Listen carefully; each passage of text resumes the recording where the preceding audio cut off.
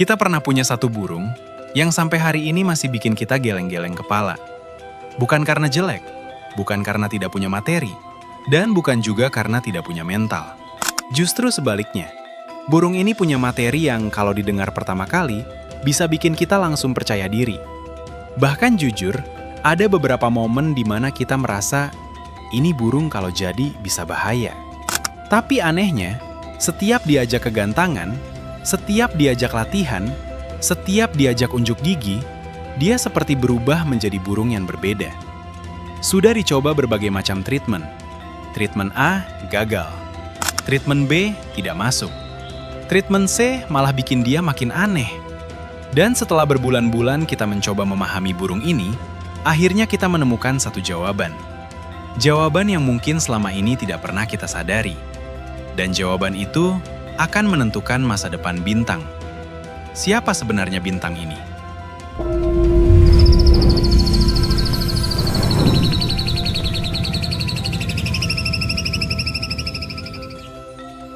Assalamualaikum, mas-mas penjaga murai.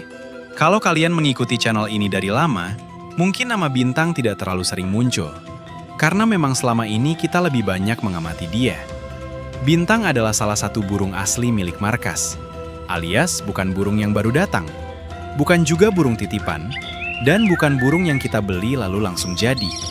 Bintang tumbuh bersama perjalanan markas ini. Makanya kita cukup hafal karakter dia.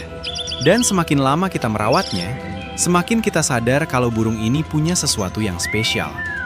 Materinya mewah, pembawaan lagunya enak, bridging antar notnya masuk, irama lagunya juga tidak kasar. Bahkan di beberapa kesempatan, saat dia sedang dalam kondisi yang menurut kita pas, bintang bisa membuang materi yang bikin kita bengong sendiri. Kadang sampai kita saling lihat. Sumpah, ini burung kalau jadi serem. Dan yang bikin makin penasaran, potensi itu bukan cuma muncul sekali dua kali, tapi berkali-kali. Makanya kita semakin yakin bahwa sebenarnya bintang punya modal yang cukup untuk bermain di gantangan. Tapi justru disinilah masalahnya dimulai. Kalau melihat performa bintang di rumah, jujur saja, harapan kita cukup tinggi. Kita mulai menyusun berbagai macam skenario, mencoba menyeting dia, mencari pola terbaik. Bahkan beberapa kali kita sengaja menahan diri untuk tidak terburu-buru membawa dia ke lapangan. Karena kita ingin saat bintang turun, dia benar-benar siap. Kita tidak mau sekedar mencoba. Kita ingin dia tampil maksimal. Tapi ternyata, harapan tidak selalu berjalan sesuai kenyataan. Karena begitu sampai gantangan, yang terjadi jauh dari ekspektasi. Bintang tidak menunjukkan apa yang biasa dia lakukan di markas. Materi tidak keluar maksimal. Power tidak muncul, emosi tidak naik, kadang hanya seperlunya saja. Dan yang paling bikin kita bingung, tidak ada pola yang jelas. Hari ini lumayan, besok hilang, minggu depan muncul lagi, lalu menghilang lagi. Bahkan pernah ada momen di mana sebelum berangkat, bintang kerja luar biasa di rumah. Tapi beberapa jam kemudian saat digantang, seperti kehilangan semuanya. Dan sebagai perawat, hal seperti ini sangat menyulitkan, karena kita jadi tidak punya pegangan. Kita tidak tahu harus memperbaiki bagian yang mana. Karena setiap kali merasa menemukan jawabannya, masalah baru muncul lagi. Mulailah fase yang mungkin paling melelahkan. Disinilah perjalanan panjang itu dimulai. Kita mulai mencoba berbagai macam treatment. EF dinaikkan, belum berhasil. Kroto ditambah, belum berhasil. Jadwal mandi diubah, belum berhasil.